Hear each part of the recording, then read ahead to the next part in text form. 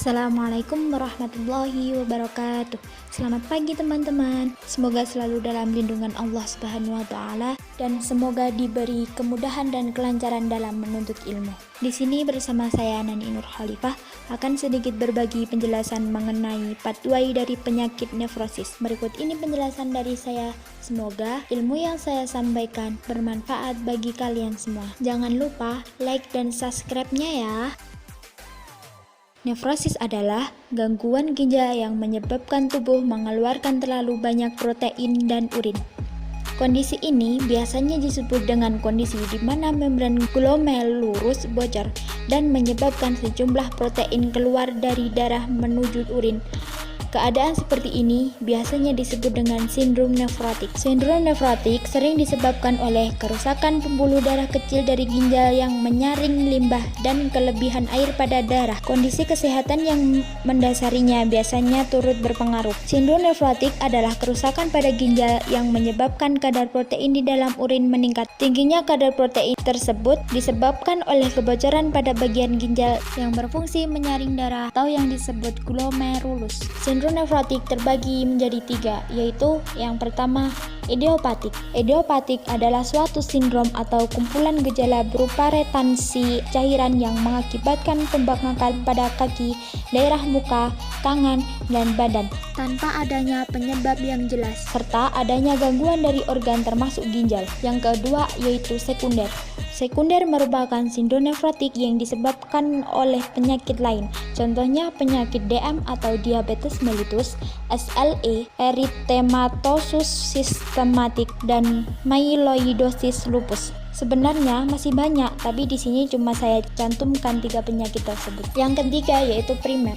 Primer merupakan jenis yang paling umum dan hanya menyerang organ glomerulus saja. Sindrom nefrotik didasarkan pada kerusakan membran glomerulus ginjal sehingga meningkatkan permeabilitas glomerulus. Permeabilitas adalah kemampuan meloloskan partikel dengan menembusnya. Protein terfiltrasi bersama urin atau proteinuria. Kandungan protein yang tinggi dalam urin bisa terjadi penurunan sistem imun dan mengakibatkan risiko terjadinya infeksi sangat tinggi. Proteinuria juga menyebabkan hilangnya protein pada plasma, kemudian terjadi perangsangan sintetis lipoprotein densitas rendah atau biasanya yang disebut LDL yang terjadi di hati. LDL adalah golongan lipoprotein yang bervariasi dalam ukuran dan isinya yang berfungsi mengangkat kolesterol dalam darah. Hal tersebut menyebabkan terjadinya hiperlipidemia atau kelebihan lemak dalam darah.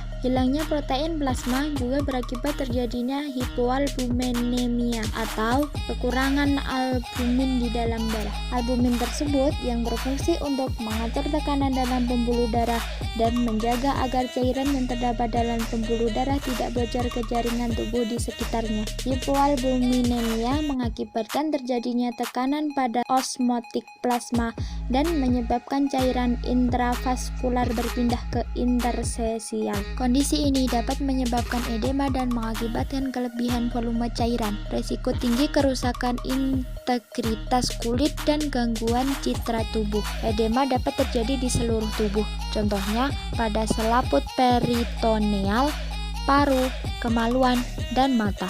Edema pada mata biasanya disebut dengan edema periorbital, yaitu terjadinya pembengkakan di sekitar mata. Kadang-kadang orang menyebut kondisi ini sebagai bengkak periorbital atau mata bengkak. Edema periorbital biasanya terjadi pada satu sisi mata ataupun keduanya sekaligus. Edema kemaluan. Edema kemaluan biasanya terjadi pembengkakan di sekitar kemaluan. Edema pada paru contohnya terjadi efusi pleura atau terjadinya penumpukan cairan di rongga pleura, yaitu rongga di antara lapisan pleura yang membungkus paru-paru dengan lapisan pleura yang menempel pada dinding dalam rongga dada. Edema peritoneal biasanya juga disebut dengan asites, yaitu terjadinya penumpukan cairan di dalam rongga antara selaput yang melapisi dinding perut dan organ dalam tubuh. Rongga tersebut yang disebut rongga peritoneal. Penumpukan cairan di rongga peritoneal akan menyebabkan perut membesar.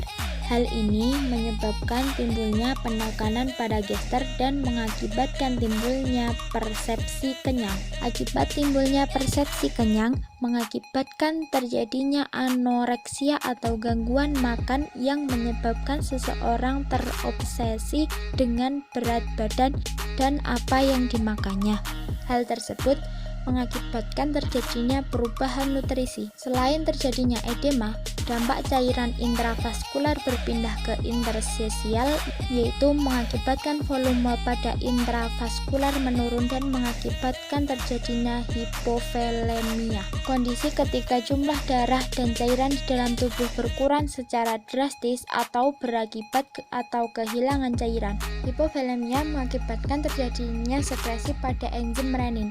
Produksi enzim renin dapat menginisiasi munculnya hormon lain yang bernama angiotensin dan berperan dalam kerja pada sistem renin. Angiotensin, jika terjadi kenaikan pada renin, angiotensin 1 dan 2 mengakibatkan terjadinya pelepasan ADH dan aldosteron mengalami peningkatan karena rangsangan dari peningkatan angiotensin 2 di dalam darah. Hal tersebut mengakibatkan reabsorpsi atau terjadinya penyerapan natrium dan air yang mengakibatkan terjadinya origuri atau produksi urin yang menurun atau produksi yang sedikit dan terjadinya peningkatan pada volume plasma. Akibat terjadinya peningkatan pada angiotensin 1 dan 2, selain pelepasan ADH dan meningkatnya aldosteron juga berakibat terjadinya vasokonstriksi. Vasokonstriksi yaitu terjadinya kontraksi dinding otot hingga menimbulkan penyumbatan pada pembuluh darah. Tekanan darah yang meningkat pada saat terjadi vasokonstraksi yaitu jika arteri kecil atau arteriola